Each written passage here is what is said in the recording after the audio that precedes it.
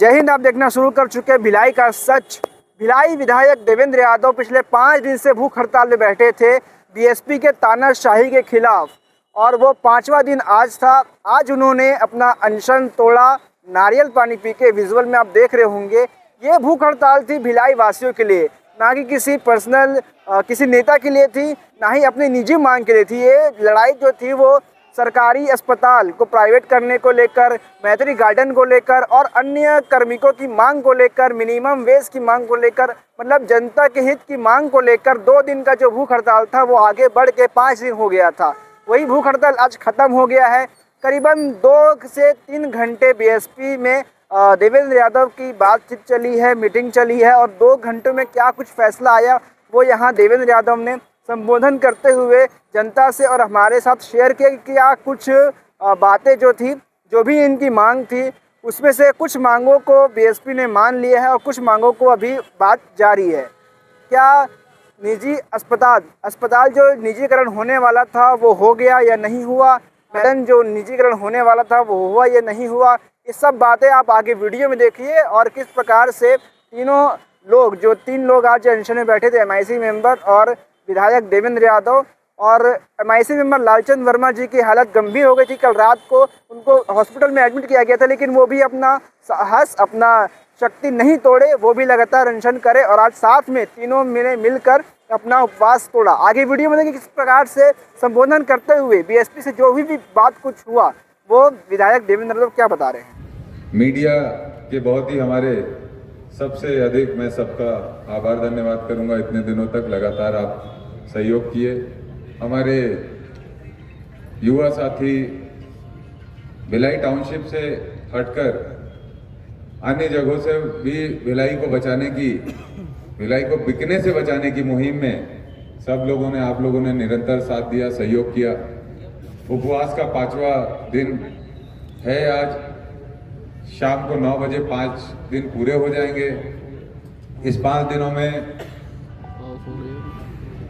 पानी पीकर रहा, लेकिन कभी भी ऊर्जा कम नहीं हुई और ना अभी ऊर्जा कम है। ये ऊर्जा इसलिए नहीं कम हो पाई क्योंकि आप लोगों ने हमेशा जो शक्ति दी, साथ दिया, संभल दिया, भरोसा दिया, उम्मीद जताई मुझसे कि देवेंद्र हमारे अधिकारों की लड़ाई लड़ सकता है। उस उम्मीद के कारण मेरा भी हौसला और मेरी ऊर्जा बढ़ती रही। हम जिस दिन का इंतजार कर रहे थे, आज हमारे प्रबंधन से, एक्टिंग डीआईसी से, मैंने उस दिन कहा था यहाँ पर जब बीएसपी के लोग आए थे कि हम डीआईसी से मिलकर ही बात को समाप्त करेंगे या बात करेंगे या हमारी बात रखेंगे। और हमने पहले दिन से यही कहा था कि हमें चर्चा करनी है, बातचीत करनी है, लेकिन हमारी कोई चर्चा हो नहीं पाई थी। आज जाकर हमारी मुलाकात हुई, चर्चा हुई एक्टिंग डीआईसी से और उनके अधिकारियों से। एक एक कर मैं सभी पॉइंट्स को आपके सामने रख देता हूं। उसके बाद आपकी भावनाएं जानूंगा और अपनी भावनाएं बोलूंगा, और उसके बाद आगे का आंदोलन, आगे का विषय हम सब मिलकर तय करेंगे।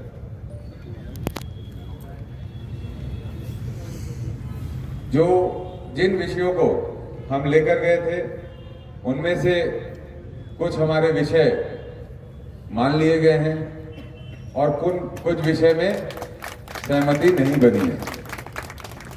वहां पर हमारी बातचीत में आदरणीय वरिष्ठ नेता अरुण वोरा जी थे, आदरणीय हमारे प्रथम नागरिक बड़े भाई नीरज पाल जी थे, आदरणीय यहाँ की प्रथम महापौर नीता लोधी जी थी, आदरणीय सीजू भैया थे, वरिष्ठ कांग्रेस के नेता, और हमारे मार्गदर्शक मेरे गार्जियन राजेंद्र बरगनिया जी भी थे।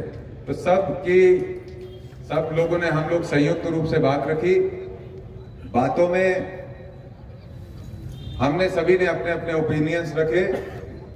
कुछ ओपिनियंस हमारे मैच किए और कुछ में एग्री हुआ और कुछ में डिसएग्री हुआ।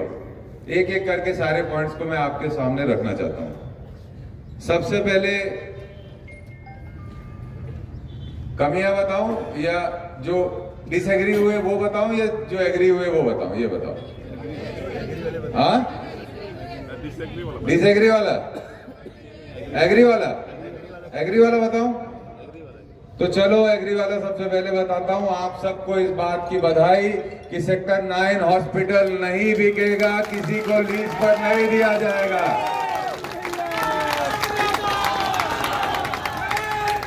आपको इस बात की बधाई कि सेक्टर 9 हॉस्पिटल में जो हमारे पूर्व कर्मचारी हैं, वर्तमान कर्मचारी हैं, उनकी सुविधा जो जैसी मिलती रही है वो मिलती रहेगी आने वाले समय में भी।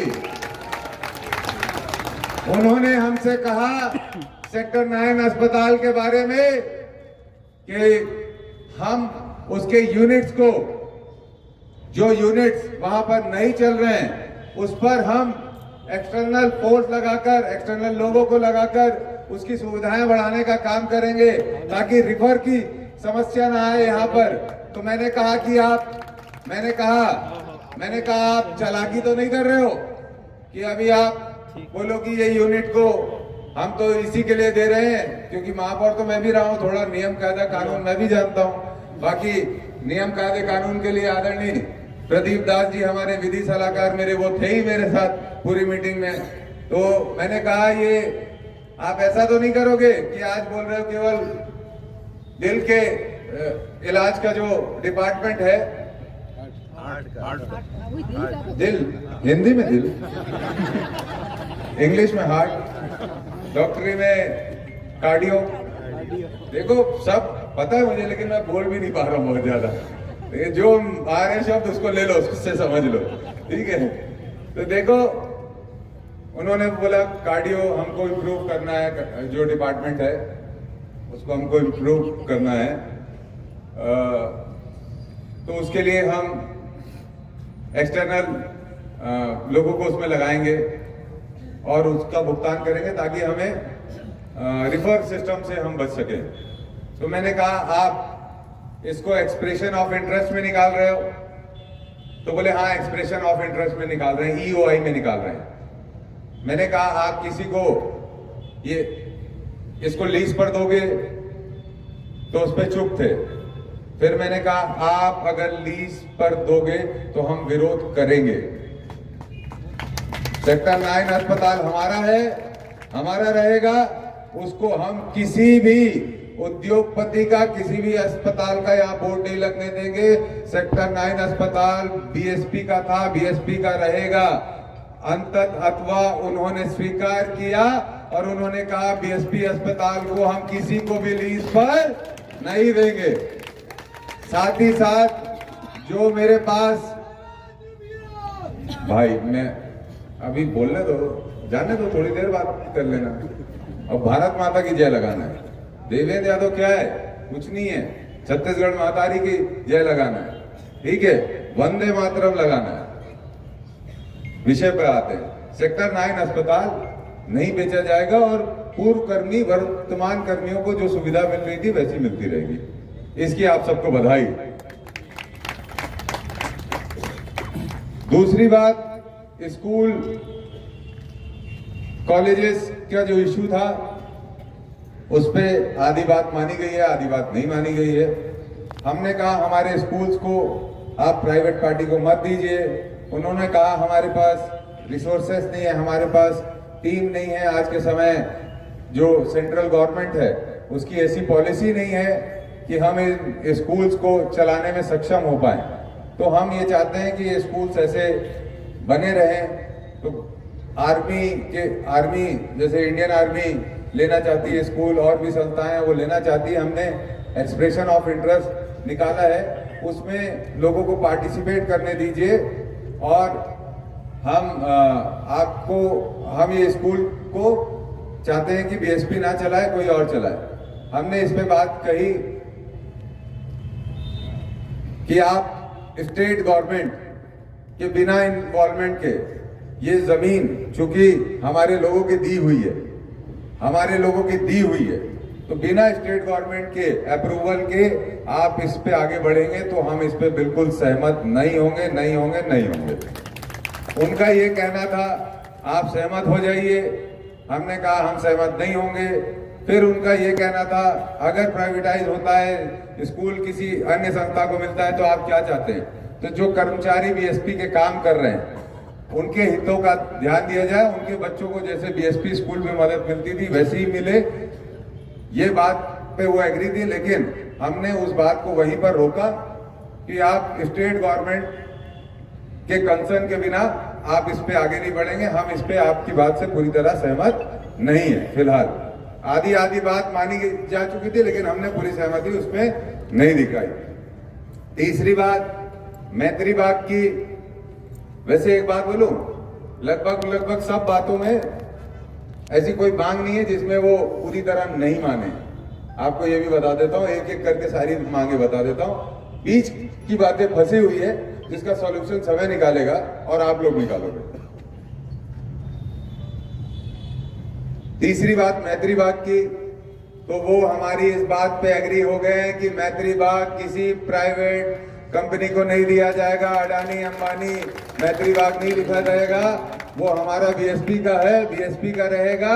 और हमने उनकी एक ही बात पे सहमति बनाई है, उन्होंने कहा स्टेट गवर्नमेंट अगर लेना चाहेगी तो, मतलब हाँ छत्तीसगढ़ की गवर्नमेंट हमारी है, छत्तीसगढ़ की गवर्नमेंट यहाँ काम करना चाहेगी तो हमें आपत्ति नहीं है, लेकिन हम किसी प्राइवेट आदमी का बोर्ड यहाँ पर नहीं लगने देंगे। जिसपे आप सबको शुभकामनाएं। मैत्री बाग आपका, वो मैत्री बाग आपके बीच से नहीं जा रहा है।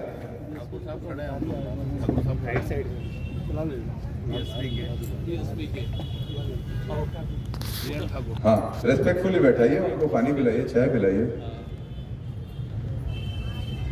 तीसरी बात, तो मैत्री बाग गार्डन के बाद हमने क्वार्टर्स की बात की, जो सबसे बड़े महत्वपूर्ण विषय है। हमने कहा रिटेंशन स्कीम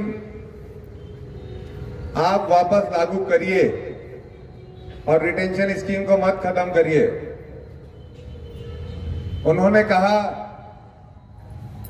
आप रिटेंशन स्कीम पर जो 1500 परिवार पिछले कई सालों से रह रहे हैं उनको आप हटाइए, हम रिटेंशन स्कीम लागू कर देंगे। मैं बोला एक भी परिवार नहीं हटेगा, मैंने कहा एक भी परिवार नहीं हटेगा। और आप रिटेंशन स्कीम लागू नहीं करना चाहते, आप केवल और केवल पॉलिटिक्स करना चाहते हैं। इसमें बीएसपी के रिटायर आदमी को मकान मिलना चाहिए, और जो रिटेंशन स्कीम में मकान चाहता है और जो रह रहा है उसको भी पहले के दरों में मकान में रहने का मौका देना चाहिए। और मैंने कहा आप पूर्व के दरों को लागू करेंगे तो हम लोग आपका समर्थन करेंगे, और पूर्व का दर नहीं लागू करेंगे तो हम इसका विरोध करते हैं। तो इस पे कोई बात नहीं बनी, हम अपनी जगह पे अड़े रहे, वो अपनी जगह पे अड़े रहे। ये फाइनल इसका कंक्लूजन है। क्या दिक्कत है आपको? रहन दो ना, हो तो रह में। हाँ जी, उस पे हमने बता दिया कि हम पैसे नहीं देंगे आपको। अब वो हमारी बात नहीं माने, हम भी उनकी बात नहीं माने। लगा रहा हूँ, थोड़ी देर में रुक जाओ। उन्होंने हमसे बहुत रिक्वेस्ट किया पानी पी लो, हमने नहीं पिया। हमने बोला कि जो आपने ये स्क्वायर फीट का रेट बढ़ाया है हम उसको नहीं मानते, आपको इसको वापस लेना पड़ेगा, और जब तक आप वापस नहीं लेंगे तब तक आंदोलन चलता रहेगा। ये मैं बोल कर आया हूं।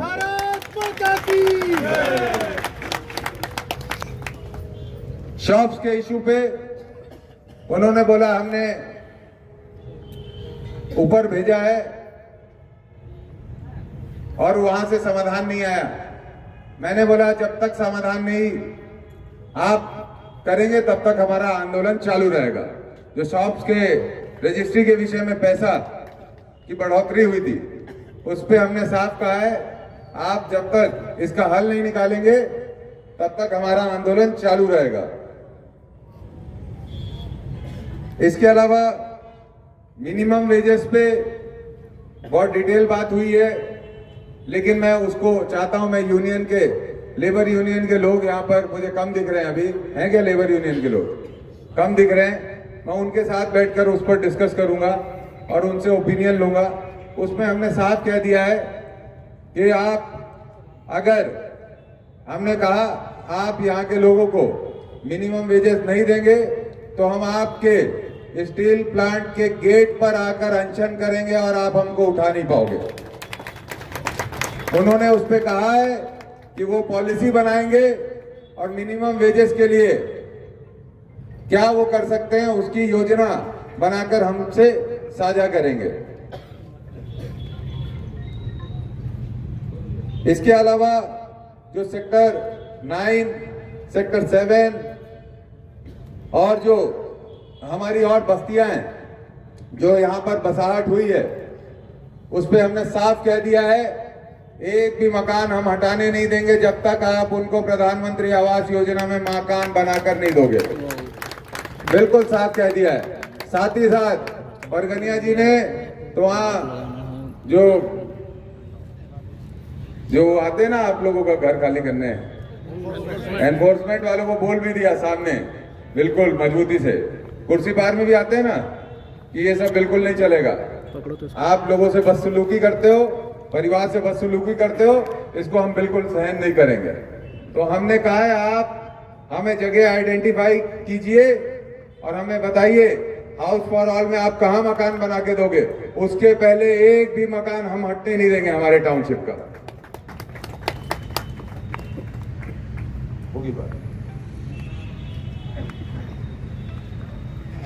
इसके अलावा मैंने कॉन्ट्रैक्टर्स के लिए भी बात की। यहाँ पर कॉन्ट्रैक्टर एसोसिएशन आए थे, उनका कहना था जितने अभी कॉन्ट्रैक्ट्स निकल रहे हैं उसमें जो बाहर के लोग हैं उनको ही काम मिलता है, स्थानीय लोगों को काम नहीं मिलता।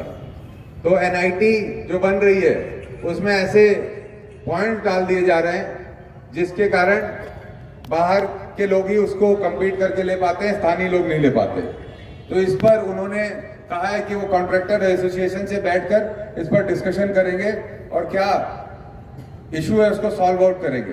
साथ ही साथ मैंने लास्ट पॉइंट ये उठाया कि यहाँ जितना ठेका श्रमिक है वो हमारे भिलाई छत्तीसगढ़ के लोग यहाँ पर काम करते हैं, जो 10,000, 8,000, 6,000, 12,000, 13,000 में काम करते हैं, लेकिन जो 40,000, 45,000, 50,000 की आपकी पोस्ट है जिसपे आप कुशल कहेंगे लोगों को लेते हैं, कुशल श्रमिक को लेते हैं, उसमें हमारे लोग नहीं रह पाते, हमारे छत्तीसगढ़िया भाई नहीं रह पाते, हमारी छत्तीसगढ़िया बहन नहीं रह पाती। तो उस पे उन्होंने कहा है, एग्री किया है और उन्होंने कहा कि हम एक यहाँ पर स्किल सेंटर सेक्टर 5 स्कूल में खोलेंगे, जिसके तहत यहाँ पर जितने स्थानीय बच्चे हैं जो इंजीनियर हैं, पॉलिटेक्निक से आए हैं, उन लोग उसमें एडमिशन लें और उसमें 100% प्लेसमेंट प्लांट के अंदर होगा, ताकि हमारे बच्चे यहाँ पे केवल श्रमिक ना बने, केवल जाके मजदूर ना बने, वहां पर वो अफसर वाला काम भी अपने पास रख सकते हैं, कर सके। तो इस पर भी उन्होंने कहा है। छत्तीसगढ़ मातारी की थोड़ा तेज बोल दो, मातारी की आवाज बोलो, छत्तीसगढ़ मातारी की, भारत माता की। तो इतनी सब बात हुई है, उन्होंने मुझे बहुत मनाया, मुझसे बहुत अनुरोध किया कि हार्मोनिक डिस्कशन हुआ हमारा, सही से डिस्कशन हुआ, 2 घंटे हुआ। उन्होंने कहा पानी पी लीजिए, नारियल पानी भी मंगा के रखे थे, फ्रूट्स भी मंगा के रखे थे, और फ्रूट तो सीजू भी अभी नहीं खाए। आप खाए क्या? नहीं, आप भी नहीं खाए। नहीं, मैं इन लोगों को दिया उठा के कि चाय तो पियो, मैं नहीं खा रहा हूँ, कोई बात नहीं, आप तो खाओ, लेकिन कोई खाया नहीं, उन लोग भी नहीं खाए, वो बीएसपी वाले भी नहीं खाए। बड़ा कोशिश किए, व्यवस्था तो पूरी रखे थे, लेकिन नहीं खाए उन लोग भी, हम लोग भी नहीं खाए। तो अब बात ये है, आज जिस मुहिम के तहत हम लोग यहाँ इकट्ठे हुए थे कि भिलाई को बिकने नहीं देंगे, भिलाई को बिकने नहीं देंगे। इस मुहिम के तहत हम लोग यहाँ पर पिछले 5 दिनों से अनशन पर थे, गांधी के मार्ग पर चलकर यहाँ पर हम लोगों ने अपनी बात रखी। देश भर से इस पे सहयोग मिला, देश भर से समर्थन मिला। पहली वार्ता मैंने आपको कहा ही था कि ये लंबे समय तक चलने वाली लड़ाई है। पहली वार्ता का जो रिजल्ट है, निष्कर्ष है, मैंने आपके सामने रख दिया कि ये उस पे सहमत है, ये इस पे असहमत है। अब मैं आप लोगों से जानना चाहता हूं, आंदोलन तो जारी रहेगा, इसमें कोई किंतु परंतु नहीं है। भिलाई पे जिस दिन हम लोगों ने आंदोलन बंद किया तो ये भिलाई को बेच देंगे। मैंने इनसे पूछा, आप भिलाई स्टील प्लांट बेचने वाले हो? तो बोले नहीं। मैं बोला आप सोचिएगा भी नहीं, हम लोग हमारे शहर को बिकने, हमारे प्लांट को बिकने नहीं देंगे। तो इस सब विषय पे बात हुई, लेकिन हमारी बहुत सारी मांगे अभी तक पूरी भी नहीं हुई। तो वो मांगे हमारे लिए महत्वपूर्ण है। जितनी पूरी हुई मांगे महत्वपूर्ण है, उतनी जो पूरी नहीं हुई वो भी महत्वपूर्ण है। मैं आप लोगों से ओपिनियन लेने आया हूं। आंदोलन जारी रहेगा, ये पक्की बात है। आपको अगर भिलाई को बचाना है तो गांधी के रास्ते पे मेरे साथ हम सब मिलकर एक दूसरे के साथ आगे बढ़कर चलेंगे।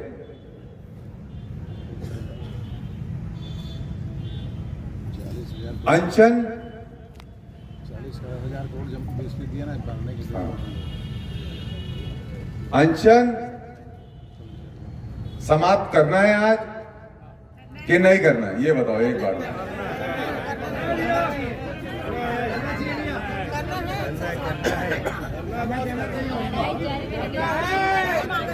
लड़ाई जारी रखनी है कि नहीं रखनी है? अनशन समाप्त करना है कि नहीं करना है, ये स्पष्ट करो। हाँ, नहीं, मेरे को पब्लिक ओपिनियन लेने दो आप लोगों के। नहीं करना है ना अनशन समाप्त करना है, नहीं करना है कि करना है? सब हाथ उठा के बोल दे। हाथ उठवा लो। सदन की अनुमति है तो मुझे मौका मिलेगा क्या? आप ही के लड़ना है, ये लीजिए आप सदन की। मैं क्योंकि हमारे लीडर देखिए दामाद हैं, बेटे हैं।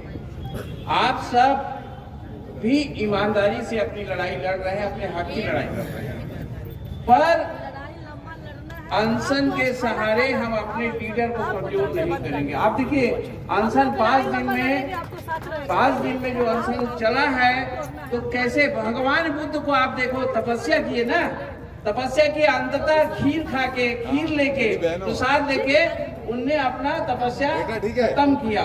मैं चाहता हूँ, मेरा व्यक्तिगत है और आप सब उसमें सहमति देंगे नहीं देंगे मुझे नहीं मालूम है, मैं चाहता हूँ कि लड़ाई लंबी है, विधायक जी जब मजबूत रहेंगे।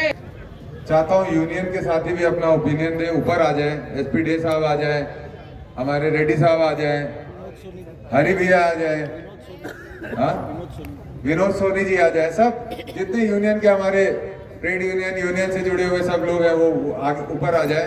और नन्हे से चाय बनाने वाले की लग रहा है, कुछ व्यवस्था भी नहीं रखे ना अनशन तोड़वाने का, किसी का मन नहीं था, मतलब कोई जुगाड़ नहीं है। हाँ, मेरा तो मन नहीं लग रहा है। देखो यहाँ सोने में मजा आने लग गया था।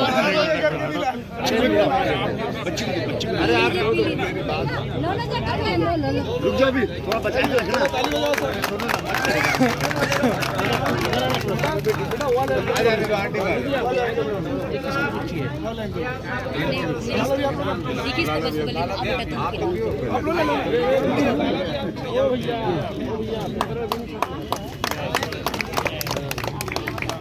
भैया के लो आ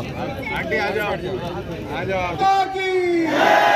छत्तीसगढ़ मातारी की, देवेंद्र भाई संघर्ष करो, देवेंद्र भाई संघर्ष करो,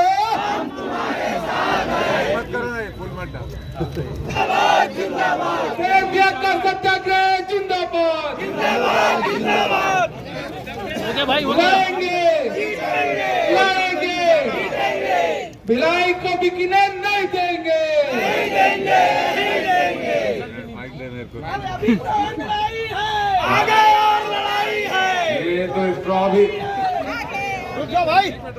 स्ट्रॉ से मैंने पीने की कोशिश की, वो भी नहीं पी पा रहा हूँ। मैं स्ट्रॉ ही बनता, कोई नहीं जाता। मैं मतलब कुदरत नहीं जा रही है, मैं उपवास तोड़ूं। आप लोग चाह रहे हो तो रहना आप ही लोगों के साथ है, इसलिए आप लोगों की मानते हैं, ठीक है। कुदरत भाई फूल मत डालो भाई, प्लीज मत डालो, मत डालो। इसकी आवश्यकता नहीं, कोई हम लोग मेडल नहीं जीत के आए हैं, लड़ ही रहे हैं और ये कोई लड़ाई खत्म भी नहीं हुई है और कोई उत्साह की भी बात नहीं है। बात बस इतनी सी है कि चलो बातचीत शुरू हुई, ठीक है, इतना ही मानो। बहुत उत्साहित भी मत रहो, बस ये समझ लो हमने लड़ना शुरू किया है, लड़ना सीखा है और बातचीत शुरू हुई। इसको आज इतना ही मानकर हम उपवास तोड़ने जा रहे हैं और आगे की लड़ाई, आगे की तैयारी रहेगी। और हम अपनी मांगों के लिए अभी 2 दिन बैठे थे, तो शासन को आप सबकी शक्ति के कारण इतनी तकलीफ हो गई। बिना तैयारी से जब बैठे थे, तब जब तैयारी से अनिश्चितकालीन के लिए बैठेंगे तो समझ लो क्या होगा, देश हिलेगा और आप लोग देश हिलाओगे मेरे साथ मिलकर। धन्यवाद। भारत माता की छत्तीसगढ़ माता की।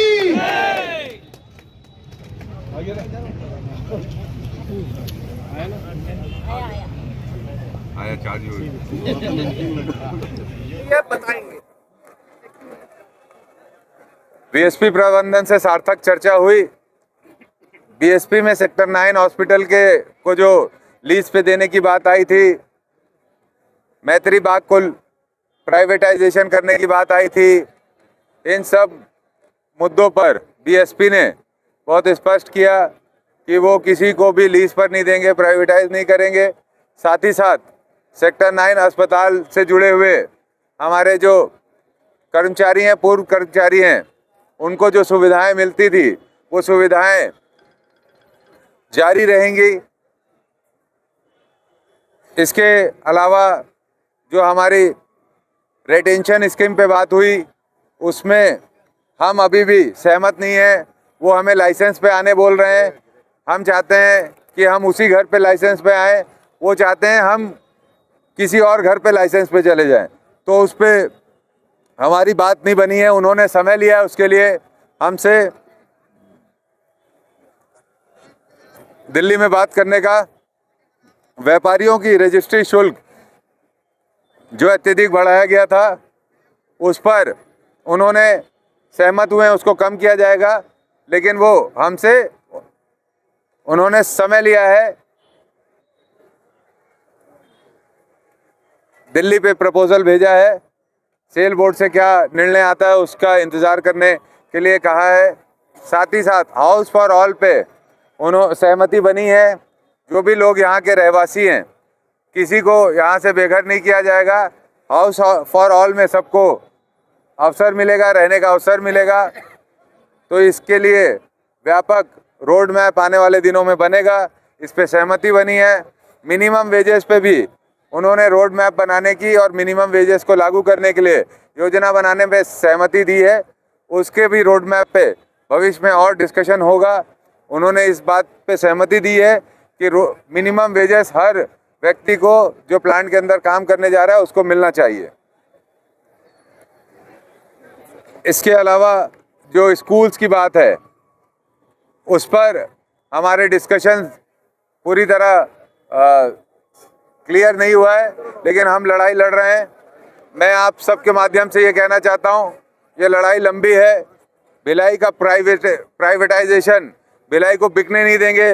भिलाई हमारा है। हम लोगों ने, हमारे पूर्वजों ने, यहाँ के सब स्थानीय लोगों ने अपनी ज़मीन देकर इस प्लांट को बसाया है और यहाँ पर खून पसीना सबका लगा है। लोगों की कितनी लोगों की मौतें हो गई इस प्लांट को खड़ा करने में, यहाँ तक लाने में। तो हम इसको अडानी, अंबानी, जिंदल, किसी भी प्राइवेट आदमी को देने नहीं देंगे। ये लड़ाई लंबी है। इस लड़ाई में शुरुआती स्तर पर ये सफलता मिली है और बहुत सारे विषय पर जिन पर हमारी सहमति नहीं बनी है, उन विषयों को हम आने वाले समय में आंदोलन के माध्यम से क्लियर करने की लड़ाई लड़ेंगे। पैदल मार्च जो रहेगा वो उसका रुख किधर रहेगा? इस्पात भवन रहेगा कि एमडी बंगला रहेगा?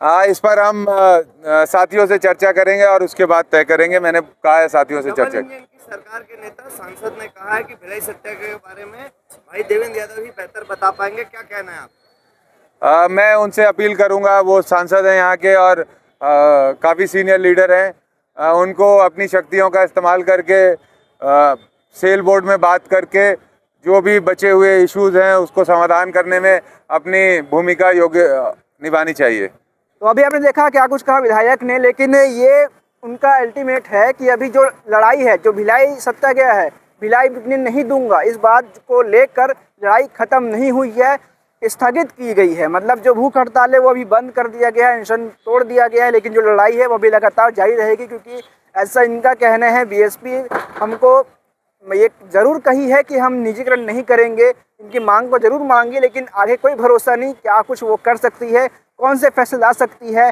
पूरे मामले को लेकर दिल्ली में एक बार मीटिंग बैठाई जाएगी और फैसले को वहां रखा जाएगा। जो भी फैसला होगा हम आपको ज़रूर बताएंगे। खबर पसंद आए तो वीडियो को लाइक करें, चैनल सब्सक्राइब करें और ऐसी खबरों के लिए बने रहे हमारे साथ। मैं सोहेल चिश्ती, धन्यवाद।